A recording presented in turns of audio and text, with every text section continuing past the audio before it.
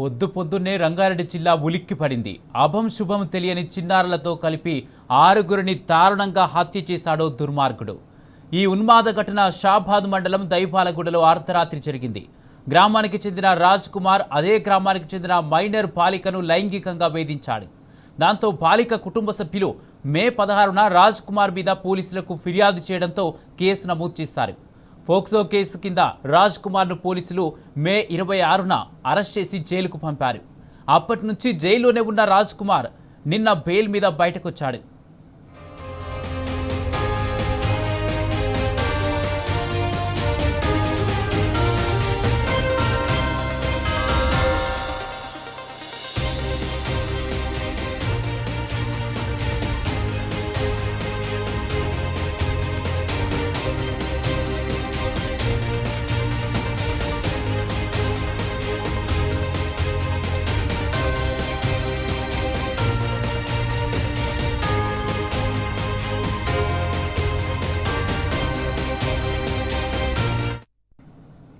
తన మీద కేసు పెట్టిన వారి మీద కక్ష పెంచుకున్న రాజ్ కుమార్ ఉన్మాదిలా మారిపోయాడు.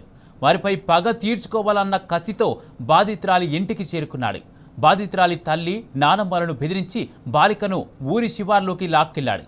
అక్కడ బాలికపై అత్యాచారం చేసి కత్తితో గొంతు కోసి చంపాడు.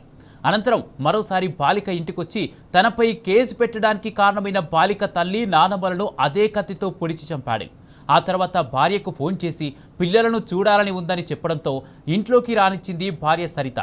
ఇంట్లోకి రాగానే 7 ఏళ్ల క్రితం ప్రేమించి పెళ్లి చేసుకున్న భార్య సరితను 5 ఏళ్లలోపున్న కుమారులు పరీక్షిత్, దైవక్షిత్లను దారుణంగా కత్తితో గొంతు కోసి చంపాడు. అనంతరం ఈ మారణ హోమం గురించి తన తల్లిదండ్రులకు ఫోన్ చేసి చెప్పాడు. తాను కూడా మరి కాసేపట్లో చనిపోతున్నానని తెలిపాడు. సమాచారం అందుకున్న పోలీసులు ఘటనా స్థలానికి చేరుకొని మృతదేహాలను స్వాధీనం చేసుకుని పోస్ట్మార్టం నిమిత్తం ఆసుపత్రికి తరలించారు. సిపి తరుణ్ జోషి, డీసీపీ యోగేష్ గౌతమ్లు ఘటనా స్థలాన్ని పరిశీలించి ఎలాంటి అవాంఛనీయ సంఘటనలు జరగకుండా భారీ బందోబస్తు ఏర్పాటు చేశారు. నిందితుడి కోసం డాగ్ స్క్వాడ్తో జల్లెడ పడుతున్నారు.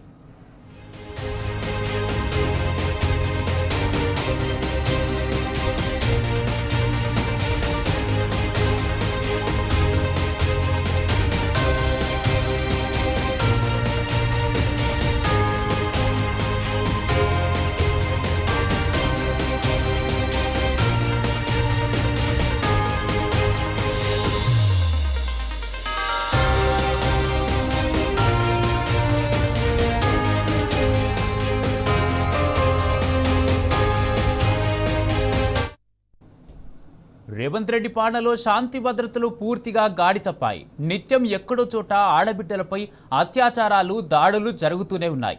మహిళలకు రక్షణ కల్పించడంలో రాష్ట్ర ప్రభుత్వం పూర్తిగా విఫలమైంది. ఈ క్రమంలో తెలంగాణలో క్రైమ్ రేటు విపరీతంగా పెరిగిపోతుంది. పోక్సో కేసులు దేశంలో 6% నమోదైతే ఒక్క తెలంగాణలోనే 16% పోక్సో కేసులు నమోదయ్యాయంటే పరిస్థితి ఏంటో అర్థం చేసుకోవచ్చు. రాష్ట్రంలో 28.9% అత్యాచారాల సంఖ్య పెరిగింది. సగటున రోజుకు 8 అత్యాచారాలు జరుగుతున్నాయి. హైదరాబాద్లో క్రైమ్ రేటు ఏకంగా 41% పెరిగింది. రాష్ట్ర వ్యాప్తంగా నిఘా వ్యవస్థను పటిష్టం చేస్తూ కేసీఆర్ సర్కారు నిర్మించిన కమాండ్ కంట్రోల్ సెంటర్ను రేవంత్ రెడ్డి తన రివ్యూల కోసం వాడుకుంటున్నాడు. దాంతో పోలీసులు రేవంత్ కార్యక్రమాలపైనే దృష్టి సారిస్తూ భద్రతను పూర్తిగా గాలికొదిలేశారు.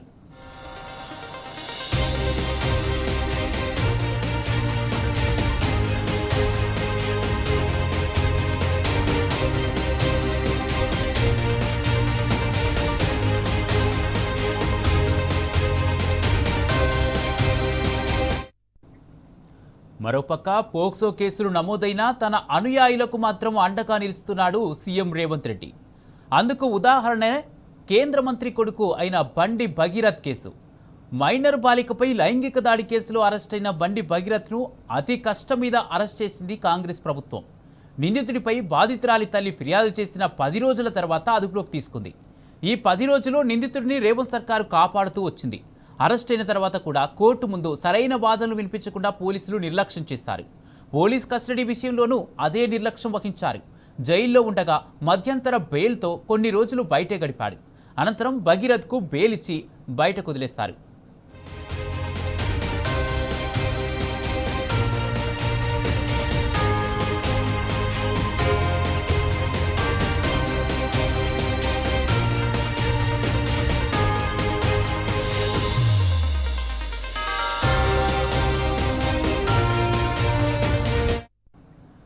అయితే రాజకీయ ఒత్తిళ్ల కారణంగా పోక్సో చట్టం నిర్వీర్యమవుతోందని ప్రజా సంఘాలు మండిపడుతున్నాయి.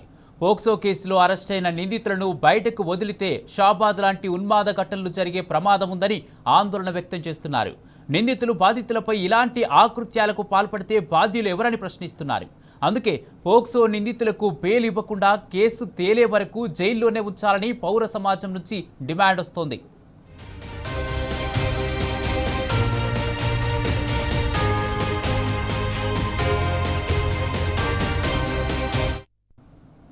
ఇదే అంశంపై మరింత సమాచారం మా క్రైమ్ బ్యూరో చీఫ్ భాస్కర్ అందజేస్తారు. భాస్కర్, అభంశుభం తెలియని ఆ చిన్నారులతో సహా మొత్తం 6గురిని హత్య చేయడానికి ప్రధాన కారణం ఏంటి? ప్రస్తుతం నిందితుడు ఎక్కడున్నారు? పోలీసులు ఏమంటున్నారు? రంగారెడ్డి జిల్లాలో తెల్లవారుజామునే ఘోర ప్రమాదం జరిగింది. పూర్తిగా ఒక సైకోలా బిహేవ్ చేసినటువంటి వ్యక్తి షాబాద్ లో 6గురిని హత్య చేసి పారిపోయినటువంటి పరిస్థితి. నిందితుడిపై గతంలో పోక్సో కేసు ఉన్నట్టుగా గుర్తించినటువంటి పోలీసులు నిందితుడు పెరల్లో ఉన్నట్టుగా పోలీసులు చెప్తా ఉన్నారు. కానీ దానిపైన ఇంకా అధికారికంగా తెలియాల్సిన అవసరం కనిపిస్తుంది. కొద్దిసేపు క్రితం షాబాద్ పోలీస్ స్టేషన్ లో టీచర్స్ తరుణ్ జోషి మాట్లాడుతూ పూర్తి వివరాలను వెల్లడించారు. నిందితుడు రాజ్ కుమార్ 25 సంవత్సరాలు. ఆయన భార్య తన భర్తతో కలిసి ఇద్దరు పిల్లలతో పాటు ఆమె దేవాలగూడ అనేటువంటి విలేజ్ లో వాళ్ళు నివాసం ఉంటున్నారు. రంగారెడ్డి జిల్లా షాబాద్ మండలంలో జరిగినటువంటి 6 మంది దారుణ హత్యకు సంబంధించి స్థానికంగా తీవ్ర ఆందోళనకు గురవుతున్నారు. ఈ ఘోరానికి ఒడిగట్టినటువంటి నిందితుడే స్వయంగా తన తల్లిదండ్రులకు సమాచారం ఇవ్వడం పట్ల అందరూ షాక్ గురవుతున్నట్టు తెలుసుకుంటున్నాను. ఆపై తాను కూడా చనిపోతానంటూ ప్రకటించి పోలీసులకు ఇక ఎక్కడ ఉన్నారనేటువంటి సమాచారం తెలియడానికి 2 వేరు ప్రాంతాల్లో మృతదేహాలు పోలీసుల ప్రాథమిక సమాచారం ప్రకారం గుర్తించారు. నిందితుడు అత్యంత కిరాతకంగా ఈ మారణ హోమానికి పాల్పడినట్టుగా గుర్తించారు. ఒక ప్రాంతంలో 3 మరో ప్రాంతంలో 1 షాబాద్ లో 2 చంపినట్టుగా గుర్తించారు. నేను 6 మందిని మర్డర్ చేశానంటూ ఒకే చోట 3 మరొక చోట 3 హతమార్చానంటూ తల్లిదండ్రులకు ఫోన్ కూడా చేశారు. నేను కూడా చచ్చిపోతున్నా అంటూ హెచ్చరికలు జారీ చేసినటువంటి పరిస్థితి కనిపిస్తోంది. మృతదేహాలను స్వాధీనం చేసుకున్నటువంటి పోలీసులు అయితే పూర్తిగా ఈ అంశానికి సంబంధించి ఏం జరిగింది అనేటువంటి దాని పట్ల విచారణ కొనసాగిస్తున్నారు. విచారణలో భాగంగా ఇంకా పూర్తి విషయాలు కొత్త విషయాలు కూడా బయటకు వచ్చే వ్యవహారం కనిపిస్తోంది. ఈ మొత్తం అంశంలో అసలు ఏం జరిగింది అనేటువంటి వివరాల్లోకి వెళ్తే 6గురిని చంపినటువంటి రాజ్ కుమార్ పైన గతంలో ఎవరైతే ఒక మైనర్ బాలిక ఉందో ఆమె పోక్సో కేసు నమోదు చేసింది. షాబాద్ మండలం దైవాలగూడ గ్రామంలో భార్య 2 పిల్లలతో నివాసం ఉన్నటువంటి రాజ్ కుమార్ ఆ మైనర్ బాలిక పట్ల అసభ్యంగా ప్రవర్తించడం పట్ల గతంలో పోయిన నెల 16వ తారీఖు షాబాద్ పోలీస్ స్టేషన్ లో కేసు నమోదు చేశారు. ఆ కేసుకు సంబంధించి తమపై పూర్తిగా కోపం పెంచుకున్నటువంటి రాజ్ కుమార్ అప్పటి నుంచి కూడా అబ్స్కాండింగ్ లో ఉంది.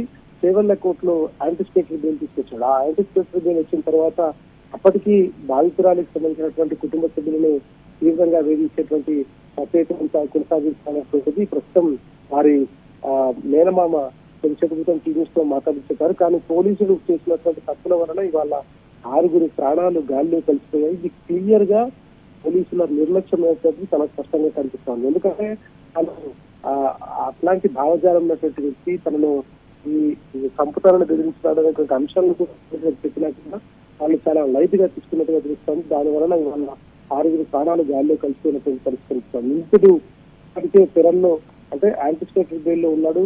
ఆయనకు సంబంధించినటువంటి వ్యవహారంలో భార్య 2 పిల్లల్ని కూడా మైనర్ 2 సంవత్సరాల పాప 5 సంవత్సరాల బాబుని కూడా చంపేసి అక్కడి నుంచి నేరుగా బాధితురాలకు సంబంధించినటువంటి ఊరికి చేరుకొని ఆ ఊరిలో ముందుగా అక్కడ పడుకున్నటువంటి ఫస్ట్ బాధితురాలి కళ్ళుని కత్తితో పీక గొంతుకోవడమే కాకుండా అక్కడి నుంచి అక్కడే పక్కన పడుకున్నటువంటి అమ్మమ్మను కూడా గొంతుకోసి అక్కడికక్కడే చంపి బాలికను మాత్రం అక్కడి నుంచి తీసుకొని వేరే తాను చాలా ప్రాపర్ అయినటువంటి గ్రామానికి తీసుకొచ్చి అక్కడ ఆమెను అత్యంత కిరాతకంగా అత్యాచారం చేసి బండరాళ్లతో కొట్టి చంపినట్టుగా గుర్తించారు.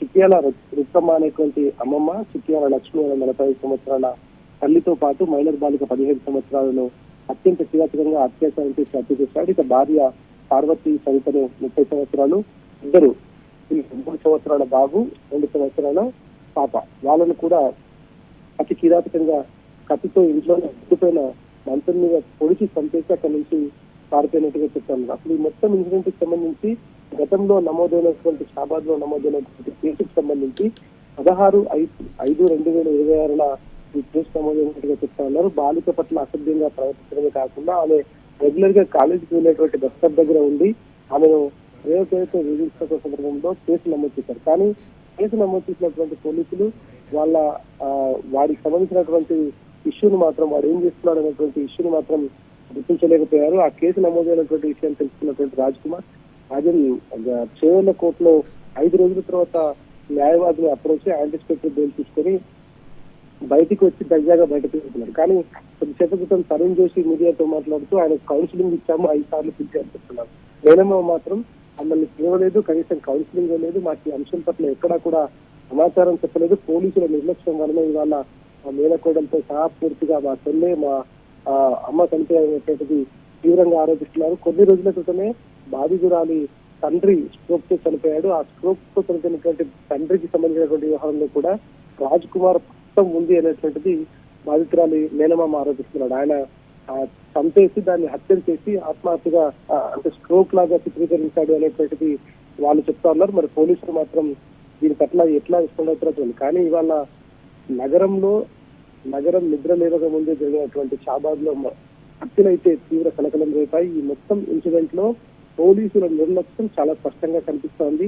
కమిషనరేట్ లో కొత్తగా ఏర్పడి వాళ్ళ పరిపాలన కోసం పోలీస్ స్టేషన్లను ఆధునీకరించి వాళ్ళకు కొత్తగా పెద్దగా ఉన్నటువంటి పోలీస్ స్టేషన్లు చిన్నగా ఏర్పాటు చేసి తెచ్చినప్పటికీ ఎక్కడా కూడా పోలీసుల సూపర్విజన్ లేకపోవడం, ఉన్నతాధికారులు కేవలం లంచాలకు మాత్రమే పరిమితం కావడంతో ఇవాళ పోక్సో కేసులు ఎదురు బహిరంగంగా బయట తిరగడం నేరుగా తనను ఎవరు ఏమి చేయలేదని 6 చంపి వాళ్ళ ఒక మరణ మృదంగాన్ని పోగొట్టినటువంటి పరిస్థితి కనిపిస్తోంది. ఒక సైకో లాగా తయారై ఇవాళ 6 ప్రాణాలను పుట్టని పెట్టుకున్నటువంటి రాజ్ కుమార్ ప్రస్తుతానికి అధిష్టానంలో ఉన్నాడు.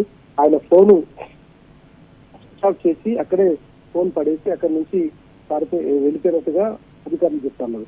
మొత్తం ఇన్సిడెంట్ కి సంబంధించి పోలీసులు మాత్రం తీవ్రంగా ఈ కేసును పక్కదా పట్టించడానికి మాత్రం స్పష్టంగా ప్రయత్నం చేస్తున్నటువంటి వ్యవహారం అయితే కనిపిస్తోంది. ఈ ఇన్సిడెంట్ లో రంగారెడ్డి జిల్లా షాబాద్ మండలంలో తీవ్ర కలకలం జరిగినటువంటి ఇన్సిడెంట్ కి సంబంధించి బీఆర్ఎస్ పార్టీ తరఫున తీవ్ర దిగ్భ్రాంతిని వ్యక్తం చేశారు. ఇటు డిప్యూటీ సీఎం సంస్థ జరిగింది. అంతేకాకుండా ఆర్ఎస్ కిరణ్ కుమార్ రాష్ట్ర ప్రధాన కార్యదర్శి ఆయన కూడా సంఘటనా స్థలానికి బయలుదేరారు. అక్కడ ఏం జరిగింది అనేటువంటి వివరాలు నేరుగా తెలుసుకునేటువంటి అవకాశం కనిపిస్తోంది. ఏది ఏమైనా ఇవాళ చనిపోయినటువంటి కుటుంబాలకు ఇవాళ ఒక సైకోలాగా రాజ్ కుమార్ ప్రవర్తన పట్ల గుర్తుపట్టకపోవడం, ఆ తర్వాత జరిగినటువంటి అనేక ఇన్సిడెంట్స్ లో పోలీసులు వారికి సహకరించడం, తద్వారా ఇవాళ 6 ప్రాణాలైతే ఉపల పెట్టుకున్నటువంటి పరిస్థితి కనిపిస్తోంది. మొత్తం అంశంలో పూర్తిగా పోలీసుల నెగ్లిజెన్స్ కనిపిస్తోంది. ఒక పోక్సో కేసులో ఉన్నటువంటి చట్టంలో ఉన్నటువంటి దశలను పోక్సో కేసు ఉపయోగించుకుని దాని ద్వారా బయటపడ్డటువంటి నిందితుడు కేవలం ఆ మైనర్ బాలికను హరాస్ చేస్తున్నటువంటి సందర్భంలో కేవలం సెక్షన్లను ఉపయోగించుకొని కోర్టులో యాంటిసిపేటరీ బెయిల్ వచ్చేలాగా ప్రవర్తించినటువంటి తీరులో పోలీసులు తప్ప న్యాయస్థానాలకు సరిగా ఈ విషయం అర్థం కాలేదా, లేకుంటే న్యాయస్థానాలను పక్కదో పట్టించేలాగా ఇక్కడ ఉన్నటువంటి న్యాయవాదులు వాదించడం పట్ల ఇవాళ అంత పెద్ద సైకో బయట తిరిగి 6 ప్రాణాలను బలిగొన్నాడా, లేదంటే న్యాయస్థానం తీర్పును ప్రజా కోర్టులో ఎట్లా చూడాల్సినటువంటి అవసరం ఉందో అర్థం చేసుకోవాల్సినటువంటి పరిస్థితి కనిపిస్తుంది. ఏది ఏమైనా ఇది కంప్లీట్ గా తెలంగాణ పోలీసుల ఫెయిల్యూర్, హెచ్ఎఫ్సీకి సంబంధించినటువంటి కమిషనర్ ఫెయిల్యూర్, డీసీపీకి సంబంధించినటువంటి ఫెయిల్యూర్, అక్కడ లోకల్ గా ఉన్నటువంటి అధికారుల ఫెయిల్యూర్ అయితే చాలా స్పష్టంగా కనిపిస్తోంది. ఒక పోక్సో కేసు నిందితుడు యాంటిసిపేటరీ బెయిల్ తీసుకొని దర్జాగా బయట తిరుగుతూ ఆ ఉన్నటువంటి బాధిత కుటుంబ సభ్యులను బెదిరించడమే కాకుండా కౌన్సిలింగ్ కి పిలిచినటువంటి సందర్భంలో నెగ్లిజెన్స్ గా మాట్లాడినటువంటి సందర్భంలో పోలీసులు సహకరించడం, ఇవాళ కాకి యూనిఫామ్ వేసుకున్నటువంటి పోలీసులు దొంగల్లాగా లంచగొండలకు, దుర్మార్గులకు, దేశద్రోహులు లాంటి ఉగ్రవాదులు లాంటి వ్యక్తులకు ఇట్లాంటి ఊడిగం చేస్తా ఉంటే తెలంగాణ పోలీసుల కీర్తి ఎంత అపకీర్తి అవుతుందో అర్థం చేసుకోవాల్సిన అవసరం కనిపిస్తుంది. నిజంగా దీని పట్ల చిత్తశుద్ధి ఉంటే వెంటనే పోలీసులు కమిషనర్లు సస్పెండ్ చేయాలి. అక్కడి నుంచి సస్పెండ్ చేసి ఆయనపై డిసిప్లినరీ యాక్షన్ తీసుకోవాలి. నిజంగా ఇవాళ రాష్ట్రంలో హోంమంత్రి అయినటువంటి రేవంత్ రెడ్డి శాతగాని తనం వల్ల ఆయనకు ఉన్నటువంటి ముఖ్యమంత్రి హోంమంత్రి కావడంతో శాఖల పేర్లతో ఆయన శాఖలు మెయింటైన్ చేస్తున్నారని చెప్పి ఆయన 10 శాఖలు దగ్గర పెట్టుకుని ఆ 10 శాఖలను జరుగుతున్నటువంటి అస్తవ్యస్తాలను గుర్తించలేక ఇవాళ ఫ్యూచర్ సిటీ కమిషనర్ ఫెయిల్యూర్ వలన 6 ప్రాణాలు పోయినటువంటి పరిస్థితి. ఆ కమిషనర్ పరిస్థితిని పనిచేస్తున్నటువంటి డీసీపీ, ఇన్స్పెక్టర్, ఎస్ఐ, కానిస్టేబుల్ తో సహా ఈ కేసును కోర్టుకు తీసుకెళ్లినటువంటి వ్యక్తుల వరకు ఎందుకు చట్టపరమైన చర్యలు తీసుకోవడం లేదు అసలు ప్రభుత్వం ఆలోచించాల్సిన పరిస్థితి ఉంది. అందువల్ల కేవలం ఇది ముఖ్యమంత్రిగా ఉన్నటువంటి రేవంత్ రెడ్డి ఫెయిల్యూర్ వల్ల 6 ప్రాణాలు గాలిలో కలిసిపోయి ఒక సైకో విచ్చలవిడిగా బయట తిరుగుతుందని పరిష్కరిస్తాను. నిజంగా గతంలో తెలంగాణ ముఖ్యమంత్రి కేసీఆర్ సందర్భంలో లాండ్ ఆర్డర్ విషయంలో ఫ్రెండ్లీగా ఉన్నటువంటి పోలీసులు లాండ్ ఆర్డర్ విషయంలో మాత్రం చాలా కీలకంగా వ్యవహరించారు. ఇట్లాంటి ఇన్సిడెంట్లు ఒక్కటి మచ్చులకు జరిగినా కూడా దాని పట్ల అప్రమత్తంగా ఉండి ఎప్పటికప్పుడు కౌన్సిలింగ్ చేస్తూ ప్రజలు అప్రమత్తం చేయడం కాకుండా బాధితుల పట్ల న్యాయం చేసే విధంగా పోలీసులు ఉన్నారు. కానీ మన పోలీసులు ఆ కాకి యూనిఫామ్ ని అద్దెకి తీసుకొచ్చినట్టుగా బిహేవ్ చేసినటువంటి పరిస్థితి కనిపిస్తోంది. చేతగా పోలీసులు దీనిపైన అవగాహన లేనటువంటి ముఖ్యమంత్రి, దీన్ని సూపర్వైజ్ చేయలేనటువంటి కమిషనర్, ఈ ముగ్గురు దీని ఫెయిల్యూర్ వల్ల ఇవాళ 6 అమాయకులైనటువంటి మైనర్లతో పాటు 3 మైనర్లు, 3 మేజర్లు వాళ్ళ ప్రాణాలు అయితే కోల్పోయి ఇవాళ ఒక సైకో విధంగా సృష్టించినటువంటి సరిగ్గా 1 రోజులు కూడా కాలేదు, కేవలం 20 రోజుల కాలంలో యాంటిసిపేటరీ బెయిల్ తీసుకొని పక్కా స్కెచ్ తో ఆయన అక్కడికి వచ్చి దాడి చేసి చంపే వరకు 2 ఊర్ల పరిసర ప్రాంతాలకు వెళ్ళి దాడి చేసి చంపే వరకు కూడా ఏదంటే ఎంత ఘోరమైనటువంటి పరిస్థితుల్లో పోలీసు వ్యవస్థ ఉంది అర్థం చేసుకో. అది కూడా బాధితులు చంపినటువంటి విషయాన్ని తల్లిదండ్రులు చెప్పినటువంటి తర్వాత షాబాద్ పోలీసులు మేలుకోవడం, ఆ తర్వాత ఫ్యూచర్ సిటీలో ఇక్కడ కొగర్కరంలో ఉన్నటువంటి ఫ్యూచర్ సిటీ కమిషనర్ బయలుదేరి అక్కడికి వెళ్ళేసరికి ఇప్పటికే రాష్ట్రం కాదు దేశం బార్డర్ కూడా దాడేటువంటి వ్యవస్థలో వాడు నిందితుడు ఉన్నటువంటి పరిస్థితి కనిపిస్తుంది.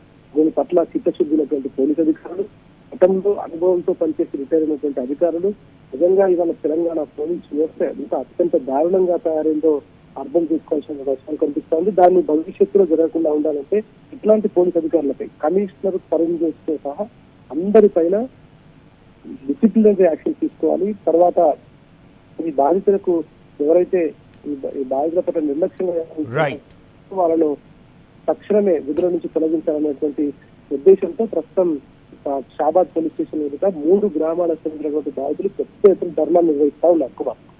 Right, thank you Bhaskar.